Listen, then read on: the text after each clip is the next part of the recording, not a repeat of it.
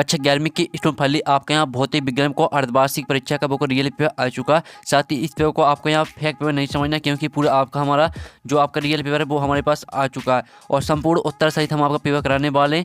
और साथ ही हमारे पास जो फोटो आई हैं वो यहाँ पर थोड़ी साफ नहीं दिख रही हैं, तो आपको ये नहीं समझना है कि ये फेक पेपर है। ठीक है, फेक पेपर नहीं, आपका रियल है और पूरा पेपर आपका यहाँ पर संपूर्ण उत्तर सहित कराना है। और साथ ही आपको पेपर देने से पहले इस पेपर को पूरा अच्छी तरह से याद करके जाना, क्योंकि आपका यही पेपर आने वाला है। ठीक है, तो आप यहाँ पर देख लीजिए जो आपके यहाँ पर सही विकल्प है। हाँ ठीक है, तो जो आपके सही विकल्प वो देख लेते हैं और साथ ही वीडियो को लाइक कर लीजिए, चैनल को सब्सक्राइब कर लीजिए, क्योंकि बड़ी मेहनत से आपके लिए यहाँ पर रियल पेपर लेके आ चुके हैं। तो चलिए जो आपके यहाँ पर सही विकल्प आते हैं तो आप यहाँ पर देख लीजिए 1 मीटर सेकंड, ठीक है, इनवर्स प्रारंभिक वेग तथा 1 मीटर सेकंड स्क्वायर त्वरण से त्वरित पिंड का एक पश्चात वेग होगा। तो इसका जो करेक्ट आंसर रहेगा वो आपका यहाँ पर डी हो जाएगा, 4 मीटर सेकंड इनवर्स। ठीक है, अब आपका यहाँ पर दूसरा आता है, तो आप यहाँ पर दूसरा देख लीजिए, पृथ्वी तल किसी पिंड को अधिकतम दूरी तक प्रक्षेपित करने हेतु प्रक्षेप कोण होना चाहिए। तो इसका आंसर आपका यहाँ पर सी रहेगा, 90 डिग्री। ठीक है, अब आपका यहाँ पर तीसरा आता है, पृथ्वी के केंद्र पर गुरुत्वीय बल का मान। तो यहाँ पृथ्वी के केंद्र पर गुरुत्वीय बल का मान होता है 0 होता है। ठीक है, तो आपका यहाँ पर रहेगा तीसरे का बी करेक्ट आंसर। फिर आपका यहाँ पर आता है चौथा, तो चौथा आप यहाँ पर देख लीजिए, किसी पिंड पर ठीक एफ बल कार्य कर रहा है जिसमें विस्थापन डी उत्पन्न होता है, निम्नलिखित में से एफ एवं डी में डी के कौन से मान के लिए कार्य ऋणात्मक होगा। तो इसका जो आपका आंसर चौथी का आंसर आपको खुद कर लेना। ठीक है, क्योंकि इसमें हमें थोड़ा डाउट भी है। फिर आपका पाँचवा आता है, यदि कोई मशीन 1 घंटे में 3.6 × 10⁵ जूल कार्य करे तो इसकी शक्ति होगी। तो इसका आंसर रहेगा आपका 1000 वॉट। ठीक है, आपका यहाँ पर पाँचवीं का डी करेक्ट आंसर हो जाएगा। फिर आपका यहाँ पर छठवां आता है, किसी गतिशील पिंड पर कोई भी नेट बाय बल कार्यरत नहीं है, इसके लिए निम्नलिखित में से कौन सा कथन सत्य है। तो इसका आंसर रहेगा आपका यहाँ पर पिंड का वेग एक समान, ठीक है, रहेगा। आप यहाँ पर देख लीजिए पिंड का वेग एक समान बना रहेगा। ठीक है, आपके यहाँ पर रहेगा C correct answer. C correct answer आपका हो जाएगा 6वीं का। अब चलिए आपके यहाँ पर देख लेते हैं रिक्त स्थान। तो पूरा पेपर आपका आने वाला है यही, और साथ ही आपको इस पेपर फेक पेपर नहीं समझना, क्योंकि ये आपका रियल पेपर है। अब चलिए आपके यहाँ पर आते हैं रिक्त स्थान। तो आप यहाँ पर एक समान गति त्वरित गति से, त्वरित गति में दोनों परिवर्तन दर एक समान होती है। तो आपका पहले में आ जाएगा त्वरण। ठीक है, पहले रिक्त स्थान में आपका यहाँ पर त्वरण आ जाएगा। फिर आपका यहाँ पर दूसरा रिक्त स्थान आता है, किसी 1 सेंटीमीटर भुजा वाली घन का आयतन 10⁻⁶। ठीक है, 10 की घात आपका यहाँ पर आ जाएगा 10⁻⁻6 मीटर स्क्वायर के बराबर है। ठीक है, अब आपका यहाँ पर आता है तीसरा, किसी क्षण वस्तु का वेग उस क्षण स्थान समय ग्राफ, ठीक है, डॉट के बराबर होता है। तो आपका यहाँ पर हो जाएगा इसका ढलान। ठीक है, ढलान आपका यहाँ पर इसका आंसर हो जाएगा। ठीक है, ढलान हो जाएगा आपका तीसरे का आंसर। अब चलिए आपके यहाँ पर नेक्स्ट क्वेश्चन देख लेते हैं। तो स्टूडेंट आपके यहाँ पर नेक्स्ट क्वेश्चन आता है, संवेग में परिवर्तन की दर को आवेग कहते हैं। तो आपका यहाँ पर चौथे का आंसर रहेगा आवेग। ठीक है, अब चलिए आपके यहाँ पर देख लेते हैं पाँचवा। तो पाँचवा आता है, किसी वस्तु का डॉट उसकी गतिक जड़त्व की माप होता है। तो इसका आंसर रहेगा द्रव्यमान। ठीक है, आपके यहाँ पर आंसर रहेगा 5वीं का द्रव्यमान। तो आपको यहाँ पर अच्छी तरह से याद करते हैं ना, हम बड़ी मेहनत से आपके लिए वीडियो लाए हैं और ध्यान से देखिए। फिर 6वां आता है, किसी पिंड को अनंत से गुरुत्वीय क्षेत्र की किसी बिंदु तक लाने में किया कार्य गुरुत्वीय स्थितिज ऊर्जा कहलाता है। ठीक है, गुरुत्वीय स्थितिज ऊर्जा हो जाएगा आपका 6वीं का आंसर। तो इस तरह से आपके यहाँ पर रिक्त स्थान कंप्लीट हो जाते हैं। और साथ ही वीडियो को लाइक कर लीजिए, चैनल को सब्सक्राइब कर लीजिए। ये आपका पहला पेपर था भौतिक शास्त्र का, जो कि हम आपको यहाँ पर रियल पेपर अपलोड करा रहे हैं। साथ ही आपको सभी सब्जेक्ट के इसी चैनल पर रियल पेपर अपलोड कराए जाएंगे। तो चैनल को सब्सक्राइब कर लीजिए और घंटे को ऑल प्रेस कर लीजिए। आती है आपकी सही जोड़ी, तो इसे मैच कर लेते हैं। तो आपकी यहाँ पर पहली आती है, तो पहली आपको यहाँ पर जो मैच करना है, तो आप यहाँ पर एक समान गति को मैच करना आपको। ठीक है, आपको यहाँ पर हम बता देते हैं किससे मैच करना आपको।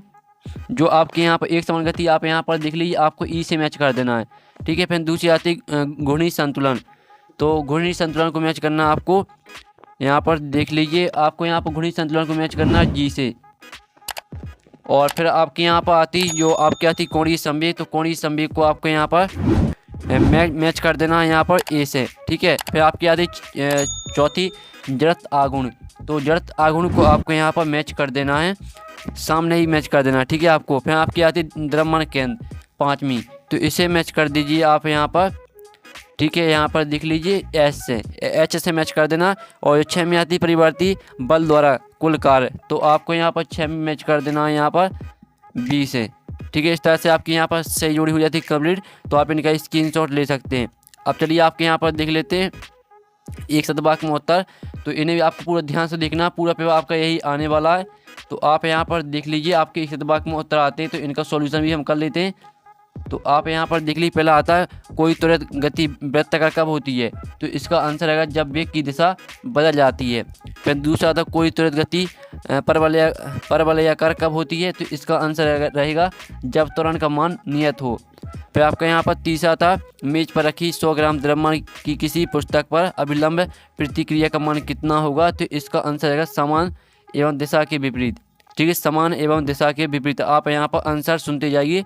और फिर आपका चौथा आता है 2 शून्योत्तर सदिश राशियाँ का सदिश गुणा कब शून्य होगा, तो इसका आंसर आपका यहाँ पर रहेगा जब 2 सदिश लंबवत होते हैं तो उनका गुणनफल शून्य होगा। ये आपका रहेगा यहाँ पर चौथे का आंसर। 5वां आता चंद्रमा को पृथ्वी के आसपास वृत्तीय कक्षा में चक्कर लगाने के लिए आवश्यक अभिकेंद्री बल कहीं से प्राप्त होता है, कहाँ से प्राप्त होता है, तो आपका यहाँ 5वें का आंसर है पृथ्वी के गुरुत्वाकर्षण के कारण। ठीक है, आपका 5वें का आंसर है पृथ्वी के गुरुत्वाकर्षण के कारण। अब आपके आते सत असत, तो सत असत आपको यहाँ पर ध्यान से देखना। आप यहाँ पर देख लीजिए प्रक्षेप गति एक समतलीय गति है, तो ये आपका असत हो जाएगा। फिर आपका दूसरा था जब किसी गतिमान बक्से पर कोई बाह्य बल आरोपित नहीं है तब बक्से और सतह के मध्य घर्षण बल का मान शून्य होता है, तो ये आपका यहाँ पर रहेगा सत्य। फिर आपका तीसरा था सुरक्षित बल के विरुद्ध किया गया कार्य स्थितिज ऊर्जा में कोई परिवर्तन नहीं होता है, तो ये आपका असत्य हो जाएगा। और फिर आपका था समान द्रव्यमान एवं पदार्थ के एक ठोस गोले एवं एक ठोस बेलन में से गोले का जड़त्व आगुण अधिक होता है, तो ये आपका यहाँ पर सत्य रहेगा। ठीक है, आपका यहाँ पर सत्य रहने वाला। फिर आपका 5वां आता गुरुत्वीय क्षेत्र एक सदिश राशि है, तो ये भी सत्य रहेगा। अब चलिए आपके यहाँ पर हमने जो ऑब्जेक्टिव पूरी करा दिए। अब चलिए क्वेश्चन 6 आता है, तो आपको यहाँ पर ध्यान से देखना है। यदि किसी पदार्थ का घनत्व ऐसा मात्रक पद्धति में 1 इकाई है तो CGS पद्धति में कितना होगा, अथवा आता ऐसी पद्धति के कोई चर मूल भौतिक राशियों के मात्रक एवं। आप यहाँ पर देख लीजिए, थोड़ा यहाँ पर साफ नहीं दिख रहा, 7वां क्वेश्चन देख लेते हैं। और साथ ही यहाँ पर वीडियो को साफ देखने के लिए वीडियो को फुल क्वालिटी में देखें। 7वां क्वेश्चन आता है 7वें का अथवा देख लीजिए। 8वां क्वेश्चन आता है सदिशों का एक संबंधी त्रिभुज नियम लिखिए, और इसका अथवा आता एकांक सदिश किसे कहते हैं, और एक उपयोग लिखिए। फिर आपका यहाँ पर आता है 9वां क्वेश्चन न्यूटन के गति संबंधी तृतीय नियम लिखिए, और अथवा आता संवेग संरक्षण का नियम लिखिए। फिर आपका 10वां क्वेश्चन आता है, तो 10वां क्वेश्चन आप यहाँ पर देख लीजिए। 11वां क्वेश्चन देखते हैं कोणीय संवेग संरक्षण का नियम लिखिए, अथवा आता द्रव्यमान केंद्र एवं गुरुत्वीय केंद्र किसे कहते हैं। फिर आपका 12वां क्वेश्चन आता है, तो 12वां क्वेश्चन देख लीजिए। ठीक है, फिर आपका आता है 13वां क्वेश्चन विमीय विश्लेषण द्वारा समीकरण। ठीक है, आपका यहाँ पर समीकरण दिया गया, तो इसे आपको यहाँ पर सिद्ध करना है, जाँच करना है। और फिर इसका अथवा देख लीजिए। फिर आपका 14वां क्वेश्चन आता है जड़त्व आगुण किसे कहते हैं, या किन कारकों पर निर्भर करता है, अथवा आता बल युग्म किसे कहते हैं, बल युग्म के आगुण के लिए सूत्र स्थापित कीजिए। और 15वां क्वेश्चन देख लीजिए। 15वें का अथवा आता पृथ्वी पर किसी पर्वत की ऊंचाई 10 किलोमीटर से अधिक क्यों नहीं हो सकती। और आपका 16वां क्वेश्चन आता है। 17वां क्वेश्चन देख लीजिए।